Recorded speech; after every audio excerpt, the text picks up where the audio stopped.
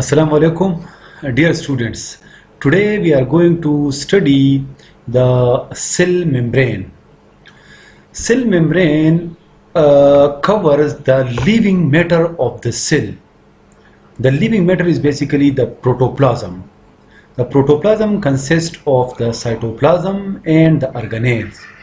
So cell membrane basically covers the living matter of the cell, and it is found in all cells, whether animal, plant, fungi, bacteria or protists.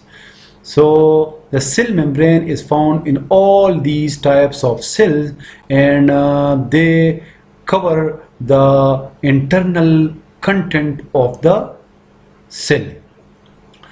The cell membrane separates the internal content of the cell from the external environment and controls the movement of material into and out of the cells. All materials, when they enter into the cell, so they will pass through the cell membrane, and whenever they leave the cell, they will pass through the cell membrane. So cell membrane is the boundary wall which all material must cross, whether they move in or out. We will move towards the teaching points. In the cells of plants, fungi, bacteria and protists, the cell membrane lies beneath the cell wall, because in all these cells there is a cell wall which is the outermost boundary. So beneath that cell wall the cell membrane is present, which cover the internal contents of the cell. Cell membrane is basically selectively permeable membrane. It is also known as semi-permeable membrane, which means that it will selectively allow certain materials which are required by the cells to move inside, and it will selectively stop certain materials which are not required by the cell. So those will be stopped from entering into the cell. Furthermore, the membrane also acts as a receptor sites for recognition of hormones, neurotransmitters and other chemicals. So whenever these materials reaches the cell, suppose in multicellular organisms the hormones are produced by the glands. So whenever they are transported to various tissues, various cells, so whenever they reach to various cells, so the cell membrane will recognize them that these hormones are required by the cells, so the cell membrane will allow them to move inside the cell. Similarly, they also act as a receptor sites for the neurotransmitters. Neurotransmitters are those chemicals which transmit the nerve impulses. So the nerve impulses pass through the cell membrane to enter into the cell.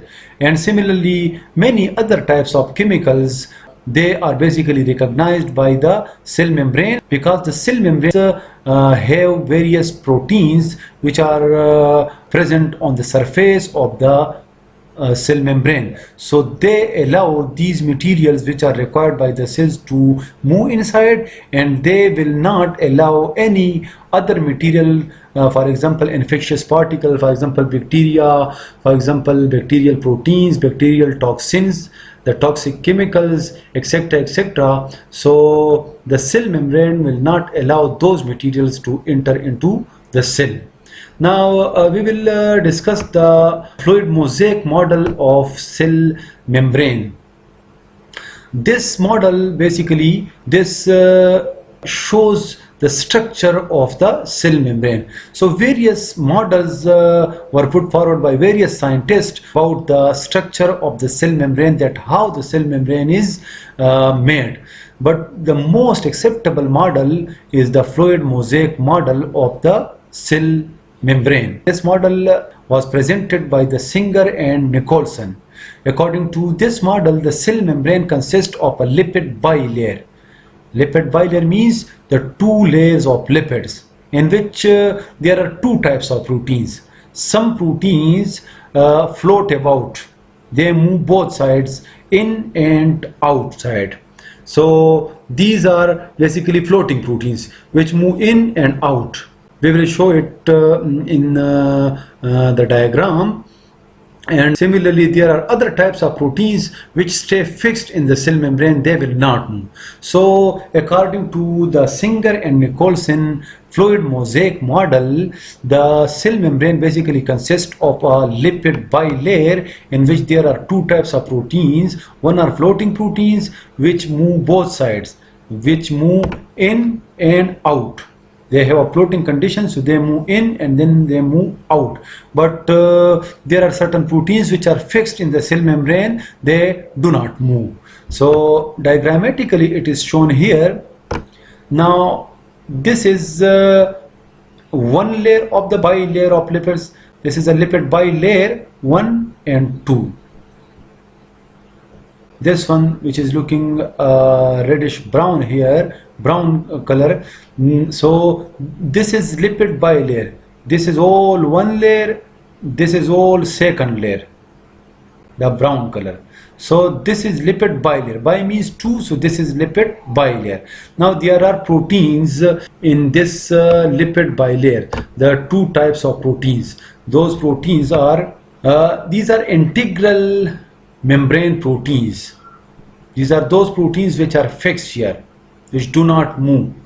There are certain proteins. Now this is here, it is written phospholipid bilayer. This is the lipid bilayer. This is the lipid bilayer, the two layer. It is made of phospholipids, those lipids which contain phosphate and lipids. Those are called phospholipids. They consist of two things, lipids plus phosphorus in the form of phosphate.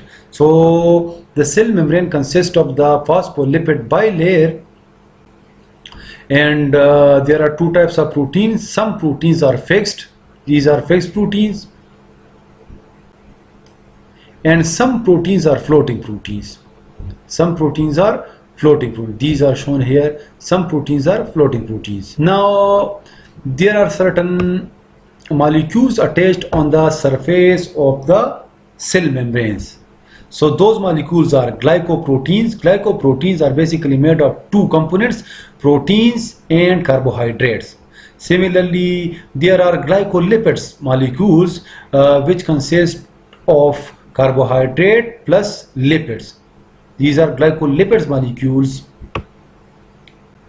Similarly, in case of animal membranes, and means those membranes which are found in animal cells, they also have a traces of cholesterol in the cell membrane. But in plant cell, the cell membrane does not contain the cholesterol. It is found only in animal membranes. This is animal cell. Again, this is the diagram. So in animal cell, the outermost boundary, that is the cell membrane, because there is no cell wall. So this is the cell membrane. It is here, it is shown here. So we will move back.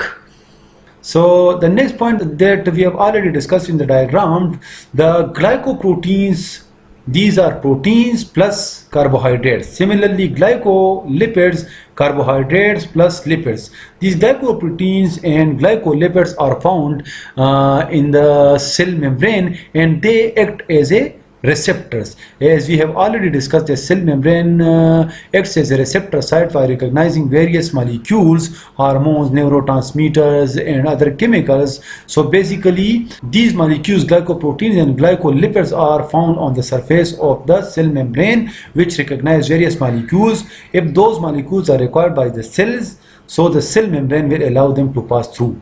If those are not required by the cell, so the cell will not allow those molecules to pass through. So this is all about today's lecture. Inshallah, next time we will meet with another lecture. See you next time. Take care. Allah Hafiz.